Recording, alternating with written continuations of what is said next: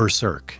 In the hierarchy of abandoned universes, Berserk stands as the absolute apex of divine betrayal. This is not a world where God is simply missing. It is a world where God was manufactured by the collective agony of humanity. At the core of this cosmic machine lies the idea of evil, a God born from the human need to justify their suffering. It does not exist to offer salvation, but to ensure that every trauma, every betrayal, and every death follows a strict mechanical law of causality. In Berserk, the divine is not a shepherd. It is a predator that harvests despair to keep the gears of fate turning. The ultimate manifestation of this cruelty is the event known as the eclipse.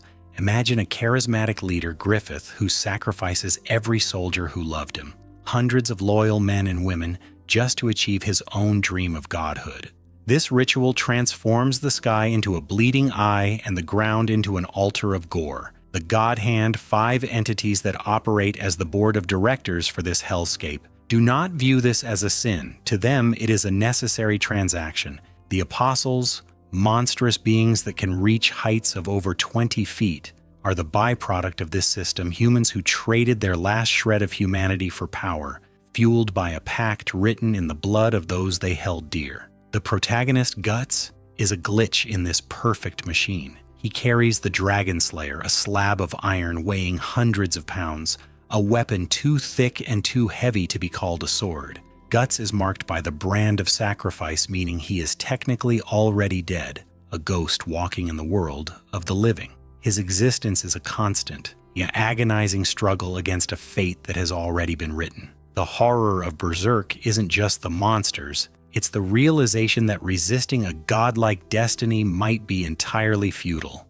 Yet Guts continues to swing that massive blade, refusing to be a mere statistic in the idea of evil's grand design. He is a man waging a war against a god that doesn't just ignore him, but actively profits from his pain.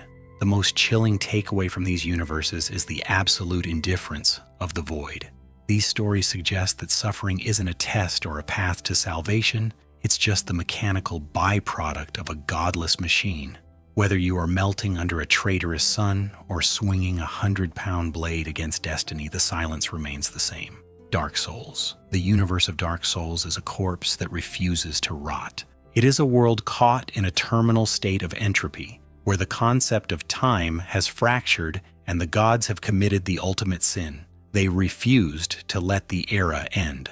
Lord Gwyn, the god of sunlight, was so terrified of the natural age of dark that he sacrificed his own soul to prolong the first flame, creating a stagnant loop that has lasted for millennia. This isn't a world of adventure.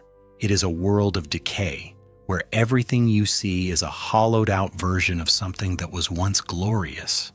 As the chosen undead, you are not a hero in a prophecy, you are a disposable battery. The entire religious structure of Lordran is a deceptive machine designed to trick you into burning yourself alive just to keep the lights on for a few more centuries. You walk through crumbling cathedrals that stretch hundreds of feet into a gray sky, fighting knights who have forgotten their names and kings who have turned into mindless beasts. The horror is the absolute loneliness. There are no miracles coming, only the sound of your own footsteps echoing in a city built for giants who abandoned their thrones a long time ago. In this universe, hollowing is the ultimate psychological horror, a slow loss of purpose until you become a mindless husk. It is a metaphor for a world that has outlived its meaning. When you finally reach the first flame, you realize that the age of fire is a pathetic, flickering ember, and you are just the latest in a long line of victims used to postpone the inevitable. The divine has not only left,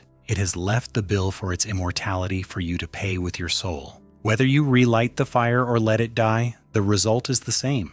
A universe that is too tired to care about your sacrifice, drifting into a cold, dark vacuum where even memory is erased. SCP. In every civilization, the sun is the ultimate symbol of divinity. But in the SCP-001 scenario, when day breaks, the source of life becomes the architect of a biological apocalypse. Within minutes of the light changing, solar radiation rewrote the genetic code of approximately 6.8 billion people. This isn't death. It is a forced evolution into a collective nightmare. When sunlight touches tissue, it induces a violent subcellular meltdown. Skin and internal organs liquefy into a gelatinous mass weighing hundreds of pounds per cluster. Your DNA is no longer yours. It is a universal solvent, a soup of melted souls.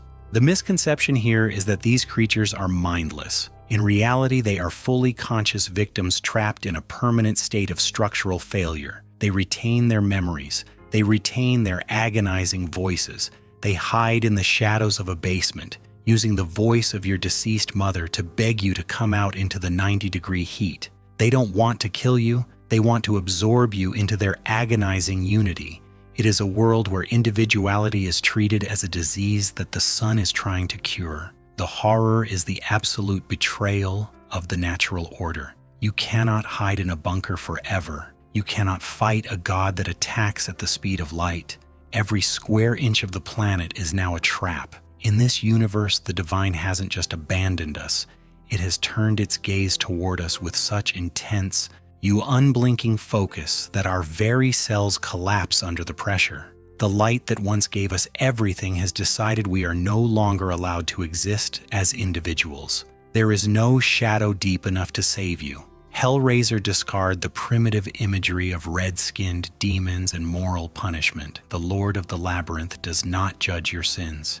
It views human nerve endings as raw data for aesthetic recalibration. To the Cenobites, the distinction between a scream of agony and a sigh of ecstasy is a human flaw. They are merely different frequencies of experience. The lament configuration is not a trap for the innocent, but a sentinel that filters for those whose internal desires have already outgrown the physical limitations of the mortal plane. It is a biological invitation to a surgery that lasts for eternity. A recurring error among fans is labeling the Cenobites as evil. They are, in fact, theological functionaries who operate with surgical precision and follow a strict cosmic code. They do not hunt. They respond to a summons, meaning every victim technically authored their own destruction the moment they turned the dial on the box. The disturbing truth of this universe is that God has been replaced by a colossal, rotating geometric void known as Leviathan, a god of pure logic and sensory obsession. It is a world where your nervous system is weaponized against you, turning every inch of your skin into a canvas for a ritual that never ends. In this realm, the concept of mercy is obsolete because the divine is indifferent to your pain. Those who enter the labyrinth are not prisoners, but raw materials being reshaped into something that can withstand the weight of infinite sensation. When you solve the puzzle, you aren't just opening a door. You are consenting to have your humanity stripped away in favor of becoming a permanent fixture in a machine of divine suffering. Pain is the only prayer that is answered here, and the answer is always more. The Road. The Road represents the most terrifying universe on this list because it requires no monsters or magic, only the silence of a dead planet. There are no supernatural entities here, just a landscape covered in inches of gray ash and a sun that has been choked out by a permanent nuclear or volcanic winter. In this world, the divine didn't just leave, it seems to have died along with the biosphere. Humanity is reduced to a predatory state where survival is a mathematical equation of calories, often solved by consuming the flesh of the weak. A critical nuance that many miss is the psychological burden of the fire. The father tells his son they are carrying the fire, but in a world with no future, this fire is a terminal weight. It is the agonizing struggle to maintain a moral code when the universe provides zero rewards for being good. They walk for miles through a graveyard of civilization, clutching a few ounces of canned peaches as if they were holy relics. The horror isn't the starvation. It's the realization that if they die, the very concepts of love and mercy vanish from the universe forever. If God exists in Cormac McCarthy's world, he is a silent witness to a slow, cold extinction. Or the Father's prayers are not requests for miracles. They are desperate attempts to remember what it felt like to be heard. Every step on the road is a defiance of a void that has already won. This is a universe where the light of the soul is being extinguished not by a demon, but by the simple, indifferent passage of time in a world that has run out of fuel. Carrying the fire doesn't save you. It just makes you the only one who can see how dark it really is. The Mist. The horror of the mist is not found in the predators stalking the white void, but in the rapid dissolution of the human soul once the divine safety net is removed. Most viewers mistake the mist for a supernatural plague. In reality, it was a localized collapse of reality caused by the military's Project Arrowhead. This was a cold, mathematical error. It opened a door to a dimension that doesn't even recognize human biology as life. Inside the supermarket, we witness the birth of a fanatical, blood-hungry cult in less than 48 hours. It proves a chilling point. When God is silent, humanity will manufacture a monster to worship just to escape the vacuum of meaninglessness. There is a common misconception that the ending is a mere sad twist. It is actually a final, clinical demonstration of total psychological collapse. The crushing reality? He was only 60 feet away from a military rescue convoy. He surrendered to the ultimate sin of despair seconds before the light returned. In this universe, if a higher power exists, it is an active sadist. It waited for the precise millisecond of total moral surrender to reveal that salvation was always within reach. The mist doesn't kill. It merely unmasks the jagged machinery of human fear. Neon Genesis Evangelion. Do not be deceived by the steel plating. Neon Genesis Evangelion is not about robots.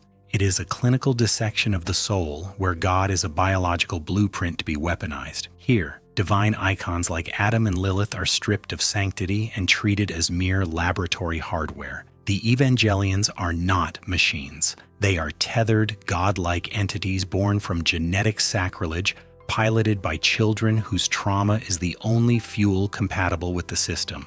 The divine plan is replaced by a laboratory experiment, turning faith into a mathematical variable. It is forced salvation where individuality is a defect.